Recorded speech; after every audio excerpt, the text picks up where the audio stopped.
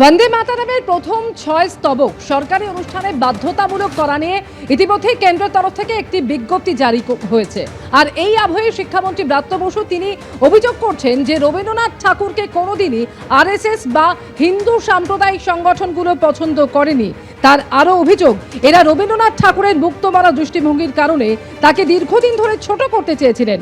এবার সরকারি নির্দেশের মাধ্যমে বঙ্কিমচন্দ্রকে বড় করার নামে রবীন্দ্রনাথকে ছোট করা হলো। বন্দে মাতরম বিতর্কে এমনই অভিযোগ করেছেন শিক্ষামন্ত্রী ব্রাত্য বসু।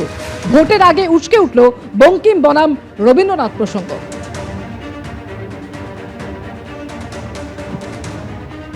আমরা বঙ্কিমচন্দ্রকে শ্রদ্ধা করি, কিন্তু রবীন্দ্রনাথকে, যে রবীন্দ্রনাথ আমাদের বাঙালি আত্মার সঙ্গে জড়িয়ে আছে, যিনি প্রথম ভারতীয়, যিনি প্রথম নোবেল পুরস্কারে পুরস্কৃত হন, যার সাহিত্য এখনো পৃথিবীর একাধিক দেশে পড়ানো হয়, যিনি এখনো পৃথিবীতে, গোটা পৃথিবী জুড়ে উচ্চবন্দিত, যাকে কোনোদিনই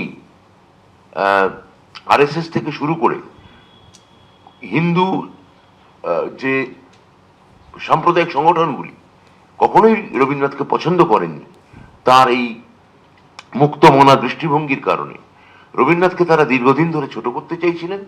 আজকে এই সরকারি অর্ডারের মধ্যে দিয়ে তারা বঙ্কিমকে বড় করার নামে আসলে রবীন্দ্রনাথকে ছোট করলেন।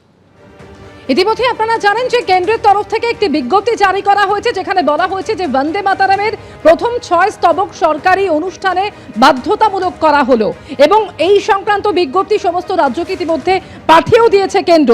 জনগণ মনর আগে বন্দে মাতরম সঙ্গীতের সরকারি সংস্করণ বাধ্যতামূলক, সমবেতভাবে গাওয়া বাধ্যতামূলক। কেন্দ্রের এই বিজ্ঞপ্তিতে এমনই বলা হয়েছে। আর এই নিয়ে শিক্ষামন্ত্রী ব্রাত্য বসু তিনি অভিযোগ করছেন যে রবীন্দ্রনাথ ঠাকুরকে আরএসএস বা হিন্দু সাম্প্রদায়িক সংগঠনগুলো কোনোদিনই পছন্দ করেনি। বন্দে মাতরম বিতর্কে এমনই নতুন অভিযোগ করেছেন শিক্ষামন্ত্রী ব্রাত্য বসু। এরা রবীন্দ্রনাথ ঠাকুরের মুক্তমানা দৃষ্টিভঙ্গির কারণে তাকে দীর্ঘদিন ধরে ছোট করতে চেয়েছিলেন। এবার সরকারি নির্দেশের মাধ্যমে বঙ্কিমচন্দ্রকে বড় করার নামে রবীন্দ্রনাথকে ছোট করা হলো। বন্দে মাতরম বিতর্কে অভিযোগ করেছেন শিক্ষামন্ত্রী।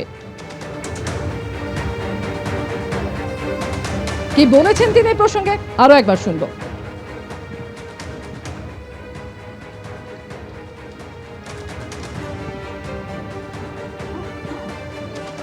আমরা বঙ্কিমচন্দ্রকে শ্রদ্ধা করি, কিন্তু রবীন্দ্রনাথকে, যে রবীন্দ্রনাথ আমাদের বাঙালি আত্মার সঙ্গে জড়িয়ে আছে, যিনি প্রথম ভারতীয়, যিনি প্রথম নোবেল পুরস্কারে পুরস্কৃত হন, যার সাহিত্য এখনো পৃথিবীর একাধিক দেশে পড়ানো হয়, যিনি এখনো পৃথিবীতে, গোটা পৃথিবী জুড়ে উচ্চবন্দিত, যাকে কোনোদিনই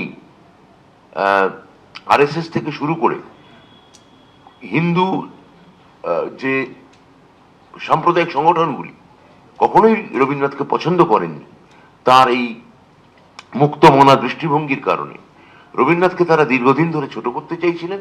আজকে এই সরকারি অর্ডারের মধ্যে দিয়ে তারা বঙ্কিমকে বড় করার নামে আসলে রবীন্দ্রনাথকে ছোট করলেন। কেন্দ্রের তরফ থেকে জারি করা এই বিজ্ঞপ্তি যা সব রাজ্যকে জানিয়েও দিয়েছে কেন্দ্রীয় স্বরাষ্ট্র মন্ত্রক, যে বিজ্ঞপ্তিতে বলা হয়েছে যে বন্দে মাতরমের প্রথম ৬ স্তবক সরকারি অনুষ্ঠানে গাওয়া বাধ্যতামূলক এবং এই সংক্রান্ত বিজ্ঞপ্তি ইতিমধ্যেই সব রাজ্যকে পাঠিয়েও দিয়েছে কেন্দ্র। জনগণ মনর আগে বন্দে মাতরম সঙ্গীতের সরকারি সংস্করণ সমবেতভাবে গাওয়া বাধ্যতামূলক করা হয়েছে এবং কোন কোন ক্ষেত্রে তা গাওয়া হবে তার তালিকাও ইতিমধ্যেই পাঠিয়ে দিয়েছে কেন্দ্র।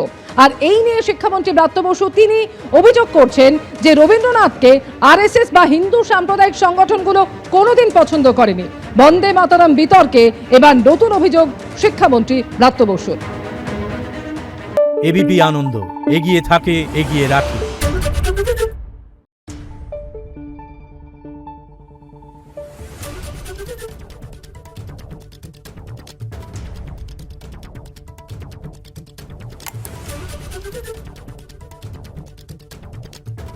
Thank you.